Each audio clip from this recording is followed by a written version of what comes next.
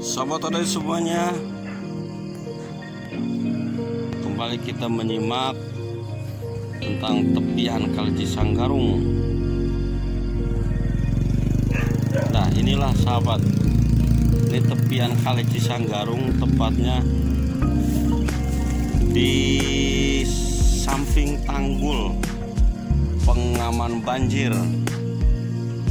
Tepatnya saya berada di Provinsi Jawa Barat. Ini berserakan, bertumpukan sampah-sampah yang tidak terawat yang dibuang oleh masyarakat sekitar. Lihat ke sana, penghujung sana, begitu banyaknya sampah. Ini sangat memprihatinkan sahabat. Seharusnya sampah itu tidak dibuang seperti ini, tetapi dikelola dengan baik.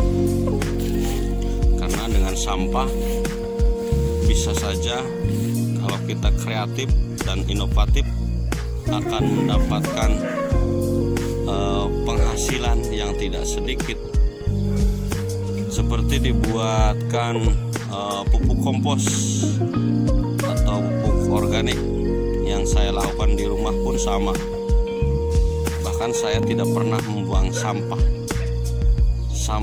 yang organik dan non-organik saya pisahkan. Yang organik saya buatkan pupuk organik, dan yang anorganiknya sebagian yang laku dijual saya kumpulkan untuk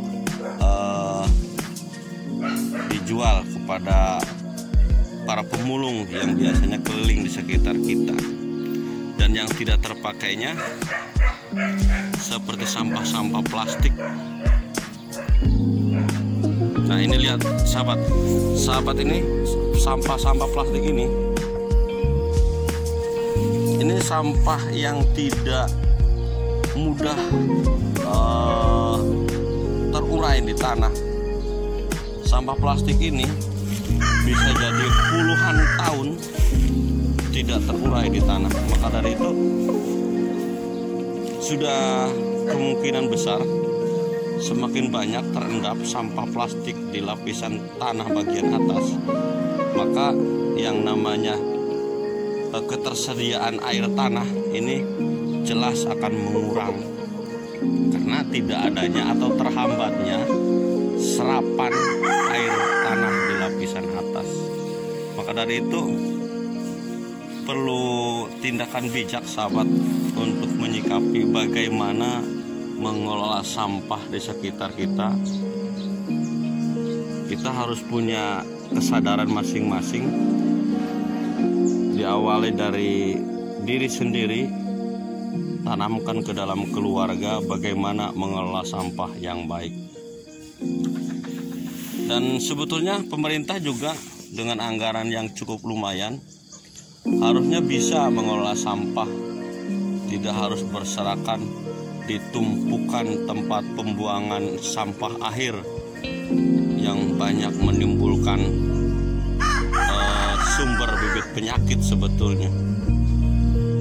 Ya, ini buat pemerintahan juga mohon perhatiannya bahwa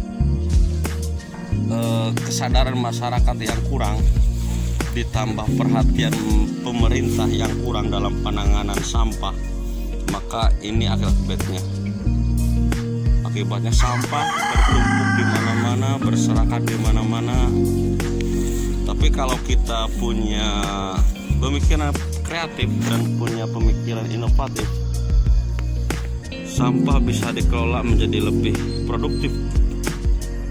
Seperti contoh-contoh di daerah lain, adanya bank sampah, adanya bahkan kemarin saya lihat di layar televisi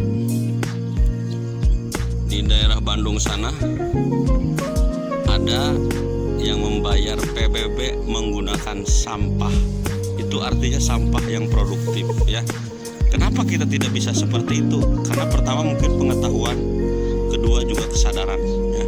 Ini perlu ditanamkan sahabat. Sekali lagi di Bandung bayar PBB bisa pakai sampah. Kenapa di kita tidak? Yuk kita kembali sadar diri bahwa sampah itu bukan hanya sekedar sampah, tapi kalau kita mau kreatif dan inovatif, sampah bisa menjadi produktif, menjadikan penghasilan yang dapat menguntungkan kepada kita. Terima kasih sahabat.